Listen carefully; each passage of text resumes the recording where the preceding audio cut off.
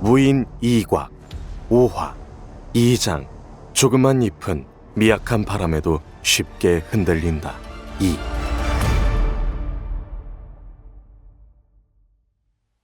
관일현이 물러나고 대전 안에는 자홍천과 주신윤만 남았다.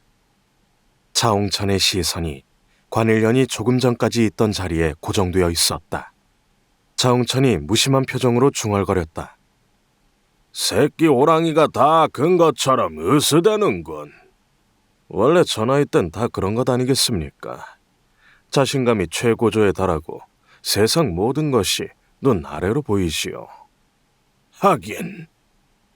주신윤의 말에 자홍천이 고개를 주걱거렸다. 자홍천이 한 손을 턱에 괜 채 다른 손으로 태사이의 손잡이를 톡톡 두들겼다. 그런 자홍천의 행동이 무언가 깊게 생각할 때 나오는 버릇이라는 것을 알고 있기에 주신윤은 조용히 기다렸다.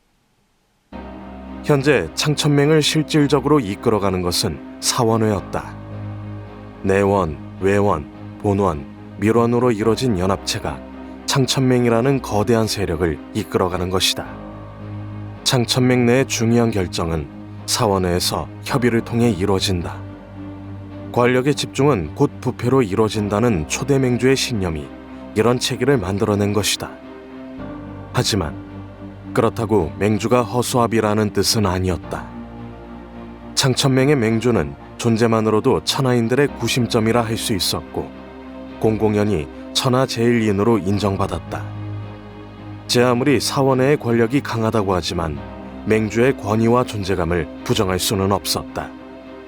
특히 당대 맹주인 자홍천은 그 어떤 배경도 없이 오로지 무공실력 하나로 창천맹의 정상에 군림하는 인물이었다. 자홍천이 단순히 무공만 강한 것은 아니었다. 정무에도 강했고 특히 정치적인 감각은 타의 추종을 불허했다. 주신윤이 자홍천을 껄끄럽게 생각하는 부분이 바로 그런 정치적인 감각이었다. 머리로 생각하는 게 아닌 본능에 의지하는데 언제나 탁월한 대답을 찾는 정치적인 감각은 타고난 것이 분명했다. 주원주. 그때 들려온 자홍천의 목소리가 주신윤의 상념을 깼다. 예, 맹주님. 광노야가 다시 출현한 것은 분명한 것인가? 정령주가 확인했습니다. 골치 아프게 됐군. 그렇습니다. 광노야가 다시 활동을 시작했으니 최소 반년 동안은 천하가 혼란스러울 겁니다. 자홍천이 미간을 찌푸렸다. 광노야. 그가 강호에 처음 출연한 것은 50년 전이었다. 광노야란 벼로처럼 그는 미친 늙은이였다. 단지 미친 것뿐이면 말을 하지 않겠는데 그는 강했다. 세인의 상상을 아득히 초월할 정도로 강했다. 광노야가 세상에 나와 처음 부딪힌 이는 사형검객 이청산이라는 무인이었다. 이청산은 검으로 일가를 이룬 무인이었고 손속이 잔혹해 사형검색이라는 불길한 벼로를 얻었다. 그런 그와 광노야가 부딪힌 것은 실로 우연이었다. 미친 늙은이의 행태가 마음에 들지 않았던 이청산이 먼저 시비를 걸었다. 그때까지만 하더라도 사람들은 이청산이 광노야를 곤죽으로 만들 것을 믿어 의심치 않았다. 하지만 사람들의 예상을 뒤집고 곤죽이 되어 목숨을 잃은 이는 이청산이었다. 두 다리가 부러지고 양팔이 뜯겨 처참하게 죽은 이청산의 모습에 모두가 경악하고 또 분노했다. 그래서 광노야를 응징하겠다고 몇몇 무인들이 나섰다. 그런데 그렇게 나선 무인들마저 처참하게 죽임을 당했다. 상황은 점점 악화됐다. 광노야에게 죽임을 당한 무인들의 지인들이 복수하겠다고 나섰기 때문이다. 하지만 그들 역시 처참하게 죽임을 당하고 광노야는 무림공적으로 지정됐다. 척살대가 조직되었고 수많은 무인이 광노야를 추적했다. 수백 명의 무인들이 광노야 단 한 명을 죽이기 위해 나선 것이다. 그 중에는 절정의 경지에 오른 무인들도 다수 섞여 있었다. 사람들은 모두 광노야가 처참하게 죽을 거라 생각했다.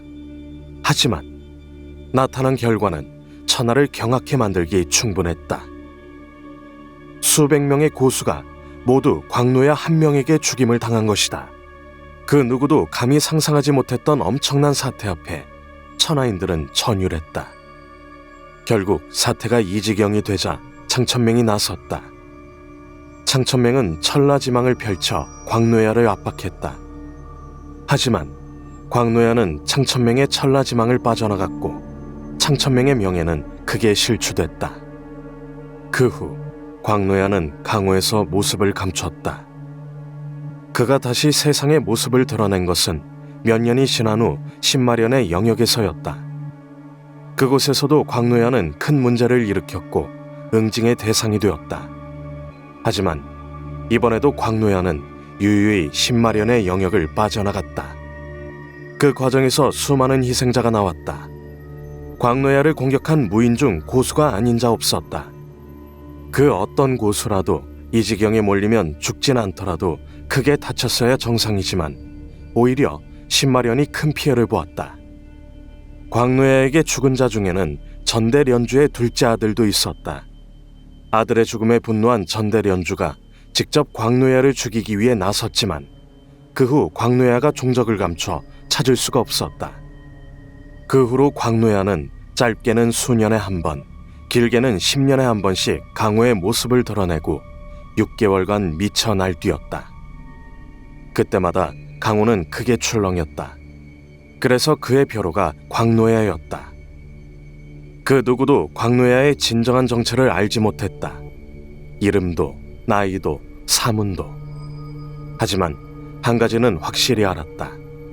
자신의 이름도 기억 못할 만큼 미친 늙은이가 소름 끼치게 강하다는 것. 10패의 주인인 10대 패주나 천하의 절대 고수로 추앙받는 8대 무객조차도 쉽게 상대하기 힘들 정도로 말이다. 실제로 광노야에게 낭패를 당한 무인 중에는 8대 무객 중 한 명인 귀욤파파도 있었다. 이 사건으로 인해 귀욤파파는 몇 년이나 은거해 상처를 치료해야 했다. 그 후 광노야는 인간이 아닌 재로 분류되었고 감히 건드려서는 안 될 존재로 인식되었다. 최근 10년 동안은 잠잠했기에 모두가 광노야를 잊고 있었다. 하지만 그가 다시 세상에 나왔다는 사실을 알게 된 이상 창천맹도 조처를 해야 했다. 신마련의 요구를 들어줄 수밖에 없겠군. 창천맹의 피해가 두려워 광노야를 척살하는 데 힘을 보태지 않다가는 많은 비난이 쏟아질 겁니다. 제법 머리를 썼군. 광노야를 엮다니. 오랫동안 준비해온 것이 분명합니다. 그동안 알려지지 않았던 광노야의 행적을 파악한 것을 보면 피해 없이 광노야를 제압할 수 있을 것 같나? 불가능합니다. 맹주님이나 10대 패주 정도 되는 분들이 나서야 겨우 제압할 수 있을 겁니다. 그 외에는 피해만 늘릴 뿐이지요. 그렇다고 그냥 놔둘 수도 없지 않은가? 피해서 될 일이 아닙니다. 어느 정도 희생을 감수해야지요. 마음에 들지 않는군. 애써 전력을 쌓아왔는데 피해를 감수해야 한다니. 태평성대가 영원할 수는 없지 않습니까? 저들이 먼저 찔러왔으니 이쪽에서도 이용해야지요. 자홍천의 눈빛이 차가워졌다. 침묵이 이어졌다. 주신유는 고개를 숙인 채 그의 명령을 기다렸다. 잠시 후 그가 기다리던 목소리가 들렸다. 이 문제는 주원주가 알아서 처리하게. 잡소리 나오지 않게 말이야. 알겠습니다.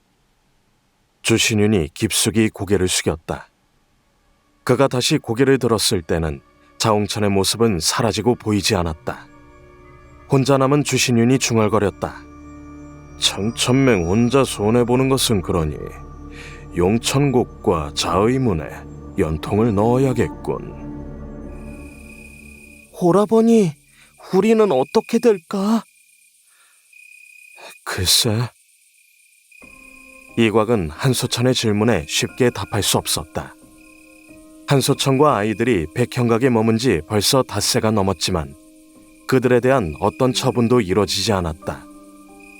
비록 백형각에 갇혀 생활해야 했지만 아이들의 대우가 나쁜 것은 아니었기에 어느 정도는 경계심이 희석된 상태였다. 그동안 이곽은 한소천을 각별히 보살폈다. 천지간에 한소천이 믿을 만한 사람이라곤 이곽 한 명뿐이었기에 맹목적이라 할 만큼 믿고 의지했다. 이곽이 잠시라도 보이지 않으면 한소천은 눈에 띄게 불안해했다. 그래서 이곽은 그녀를 더욱 신경 쓸 수밖에 없었다. 하지만 문제도 있었다. 지난 며칠 동안 백형각을 경기하다 보니 금율선을 도통 만날 수 없다는 것이다. 그녀를 보고 싶은 마음은 간절한데 볼 수 없으니 그저 애만 탈 뿐이었다. 기다리던 소리가 들린 것은 바로 그때였다. 이제부턴 다른 조가 이곳을 지킬 테니까 너희들은 모두 집에 들어가서 쉬거라. 조장 오구옹이 반가운 소식을 들고 찾아온 것이다. 닷새 만에 집에 들어가게 된 이곽의 얼굴엔 반색이 가득했다. 집에 들어갈 수 있다는 사실보다는 금일선의 얼굴을 볼 수 있다는 것이 더욱 반가운 것이다. 이곽이 자리를 비운다는 말에 한소천이 불안한 표정을 지었다. 이곽은 그런 한소천을 위로했다. 시간이 날 때마다 들릴 테니 걱정하지 말고 쉬고 있어. 정말이지? 그럼. 이곽이 한소천에게 미소를 보여줬다. 그제야 안심이 되었는지 한소천의 얼굴에도 미소가 떠올랐다. 이곽은 그녀의 얼굴을 잠시 바라보다가 백형각 밖으로 나왔다. 오랜만에 백형각을 나서는 그의 발걸음은 가볍기 그지없었다. 한소천은 옷깃을 여미며 멀어지는 이곽의 뒷모습을 하염없이 바라봤다. 이곽이 백형각 밖으로 모습을 감춘 후에도 그녀는 쉽게 시선을 떼지 못했다. 백형각을 나와 이곽이 가장 먼저 향한 곳은 바로 대연학관이었다. 부푼 가슴으로 찾아갔지만 이곽은 금유선을 만나지 못했다. 하필이면 그날 대연학관에 있던 모든 학공이 모두 공연에 동원되었기 때문이다. 결국 이곽은 아쉬운 발걸음을 돌릴 수밖에 없었다. 다음 날 이곽은 다시 한소천을 돌보기 위해 백형각을 찾았다. 하지만 한소천과 아이들은 보이지 않고 뒷정리하는 하인들만 있었다. 하인들에게 한소천의 행방을 물으니 어젯밤 높은 분들이 와서 아이들을 모두 데려갔다고 대답했다. 어느 정도 높은 분인지 하인들이 알 턱이 없었다. 이곽은 나직이 한숨을 내쉬었다. 왠지 모르게 가슴이 답답해졌기 때문이다. 하지만 여기서 그가 할 수 있는 것은 없었다. 높은 분들이 왜 아이들을 데려갔는지 모르지만 그리 나쁜 일은 아닐 거라 생각했다. 이곳은 창천맹이었고 강우의 정의를 지키기 위해 만들어진 곳이었으니까. 이곽은 외당 숙소로 다시 돌아왔다. 빨리 움직여라. 어서 짐을 챙겨. 이곽을 맞이한 것은 분주히 움직이고 있는 외당 무인들이었다. 정신없이 짐을 챙기고 무기를 점검하는 무인들의 모습은 평소와는 사뭇 달랐다. 이게 어떻게 된 겁니까? 곽이 왔구나. 너도 가만히 있지 말고 어서 출동할 준비해. 곡채봉이 무기를 점검하다 말고 대답했다. 출동입니까? 그래. 조금 전 지급으로 명령이 내려왔다. 8조부터 13조까지 모조리 이번 임무에 출동한다. 이곽의 얼굴이 딱딱하게 굳었다. 8조부터 13조라면 외당 전체 전력의 절반이었다. 창천맹에 들어온 후 외당 전체 전력의 절반이나 한꺼번에 출동했던 적은 단 한 번도 없었다. 무슨 일이랍니까? 나도 모르겠다. 언제 위에서 이유를 설명해주고 명령을 내린 적이 있었냐? 얼른 준비나 해라. 예. 대답과 함께 이곽은 서둘러 짐을 챙기기 시작했다. 준비라고 해봐야 허리에 찬 박도 한 자루와 여벌의 의복, 약간의 건량이 전부였다. 짐 다 챙겼으면 어서 대연무장으로 모여라. 밖에서 조장들의 채근하는 목소리가 들렸다. 이곽은 급히 짐을 등에 짊어지고 대연무장으로 달려갔다. 대연무장은 어느새 외당무인들로 북적이고 있었다. 조별로 모인 외당무인들은 꽤 긴장한 표정이었다. 이곽은 13조 맨 앞에 섰다. 바로 곁에는 12조가 있었고 유일한 친구라 할 수 있는 고전옥도 보였다. 왔냐? 이게 무슨 일이라냐? 나도 모르겠다. 갑자기 떨어진 명령이라서. 어쨌거나 분위기가 심상치 않으니 몸을 사리는 게 좋겠다. 알아서 조심해라. 너도 조심해. 고전옥의 말에 이곽이 고개를 끄덕일 때였다. 모두 조용하라! 갑자기 웅혼한 내력이 실린 목소리가 대연무장에 울려 퍼졌다. 모두의 시선이 대연무장 앞쪽에 있는 단상으로 향했다.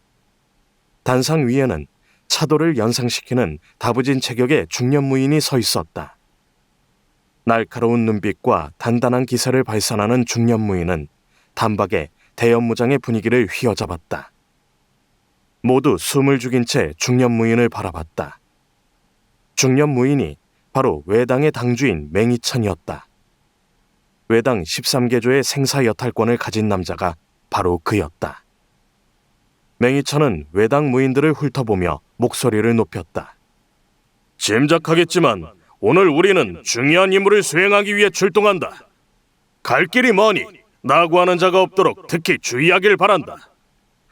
자세한 내용은 각 조장이 설명해 줄 테니까 잠시 대기하고 있도록 하라. 맹희천의 말이 끝나기 무섭게 각조의 조장들이 조원들을 불러 모았다. 13조도 오구옹을 중심으로 모였다. 가장 연장자인 곡채봉이 먼저 물었다. 조장, 이게 대체 무슨 일입니까?